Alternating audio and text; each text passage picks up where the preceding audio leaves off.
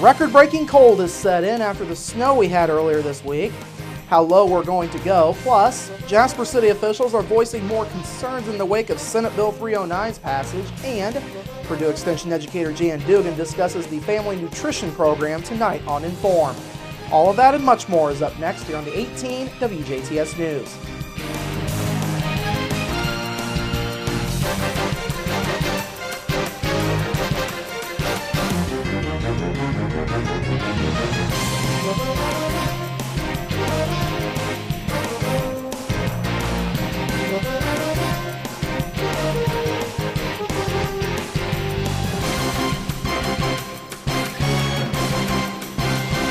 Hello, I'm Bradford Raths. Well, now that we're done with the snow, the deep freeze is now setting in across our viewing area.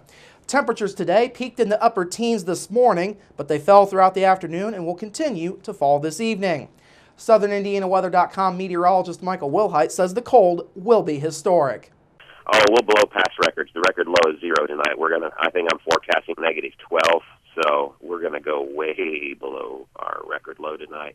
In fact, our record high today is only about 20, and so we'll break our record lowest high temperature we've ever seen on this day and our record lowest temperature. Wind chill readings could fall as low as 25 to 30 degrees below 0 this evening. The cold will continue tomorrow as highs only rebound into the single digits. Low temperatures tomorrow night will once again fall below 0. We are under a wind chill advisory until 7 o'clock tomorrow night. Now, the Indiana Department of Homeland Security is advising people to take precautions to stay warm over the next couple of days. These include staying indoors, keeping an emergency kit in your vehicle if you must travel, keeping your gas tank at least half full, and checking on family, friends, and neighbors frequently. For more winter weather preparedness information, you can go online to getprepared.in.gov. Jasper City officials are among those concerned with the latest news on Senate Bill 309. The bill, which would ban cities and towns from providing electrical service to any areas that they annex, passed the Senate yesterday on its third reading by a vote of 42 to 7.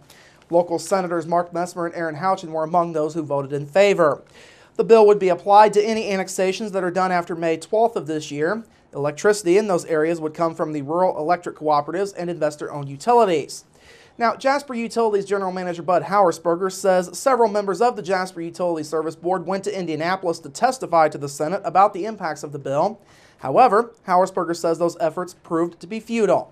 It doesn't seem like anybody was listening to what we said. Our big problem is we're such a minority. We're only 7% of the customers in Indiana. Most of the state representatives are probably not municipal electric customers, so they don't realize what the benefits are so much. So they are basically voting with, the big investor-owned utilities because that's who's lobbying the most for this bill, and we're just really outnumbered. It's really frustrating. Hauersperger says cities and towns conceded territory to the RECs back in 2002 as part of an effort to make things work. He says that only adds to the frustration of the current bill.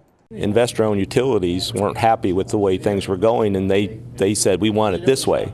We want these rules set up so that we get money, we get compensated, we get extra revenue for over the years if the city takes over our territory.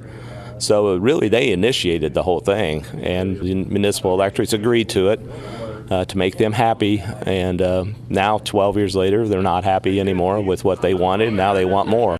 Hauersperger says a proposed amendment to the bill did not pass in the Senate. Meanwhile, Du Bois REC General Manager Don Book tells 18 News he is pleased with the bill's progress. He says this bill remains essential. Du Bois REC is serving territory that basically nobody else wanted at one time. And we've invested lines, we've invested wires and poles in those areas, and we just want to see a return on those investments and have it taken away from us before we can before some good load to show up on those lines. It doesn't hardly feel right, doesn't feel fair. The bill now goes to the full House for its approval. A Birdseye man was taken to the hospital after an accident near Schnellville yesterday. At 1:35 p.m., Du Bois County Sheriff's deputies were called to Schnellville Road just east of County Road 600 East. Deputies say 25-year-old Dusty Korn was going eastbound on Schnellville Road when his vehicle began to slide on the roadway. It then went off of the south side of the roadway, hitting a large wooden fence post with the driver's side. It then went back left of center after that, coming to rest off of the north side of the road. Korn had to be extricated from his vehicle by Schnellville and St. Anthony first responders. He was then taken to Memorial Hospital by ambulance to be treated for an upper left leg injury. 2 passengers in the vehicle, 22-year-old Amanda Smith and 4-year-old Lakota Smith, were not injured. The vehicle was a total loss. Police did not file any charges. Memorial Hospital EMS and a wrecker from Hassenauer Motor Company also assisted. A bill that would remove State Superintendent of Public Instruction Glenda Ritz from automatically chairing the State Board of Education passed out of the Indiana Senate. Senate members voted 33-17 yesterday to move the proposal, known as Senate Bill 1, forward. If approved in finality, State Board of Education members would be able to elect their own chairman. Thus, Ritz would likely be removed from that role. Now, local Senators Aaron Houchin and Mark Messmer also voted in favor of this proposal. Messmer says, though the dysfunction on the board has been ongoing for quite some time, he is not placing blame on either Governor Mike Pence or Ritz. Messmer says the bill is not making major changes to anything, as has been widely reported. This does not remove her from office. It does not prevent her from running for re-election. The school board, I believe, is only statutorily required to meet 2 times a year. Now, they meet more often than that. The Board of Education, that she is the administrator of, the head of that department, as her elected office requires her, to run that agency. Nothing changes in any of that role of her office, due to anything that's happening in Senate Bill 1. Now, Senate Bill 1 would also shrink the board down from 10 to 9 members. The board would then consist of the superintendent, 4 members appointed by the governor, and 1 appointment each for the Republican and Democratic leaders in both the House and the Senate. Currently, all board members are appointed by the governor. Supporters say the change is needed to fix the dysfunction on the State Board of Education. Meanwhile, opponents say the measure will disenfranchise voters who elected Ritz to the superintendent's office in 2012. The Indiana House approved a similar bill last week. And finally this evening, the Board of Directors for Jasper-based Kimball International has declared their quarterly dividend for the second quarter of this fiscal year. The company says the dividend will be 5 cents per share for all outstanding shares of both Class A and Class B common stock. The dividends are payable April 15th to shareholders of record as of March 25th. Now, earlier this month, the company reported more earnings growth and progress on improving its operating margins.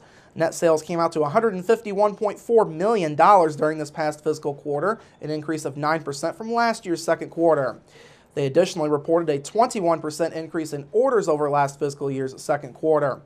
The company says increases in orders from the hospitality, government, and other commercial vertical markets were enough to overcome a drop in orders from the finance, healthcare, and education vertical markets. Kimball International also announced a pair of promotions this morning. Kathy Sigler will be the new Vice President of Operations for Kimball Office. Meanwhile, Michael Rook will be the Vice President of Sales for National Office Furniture.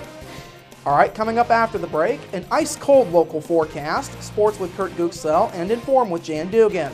That's all up next here on the 18 WJTS News. Local people watching local people.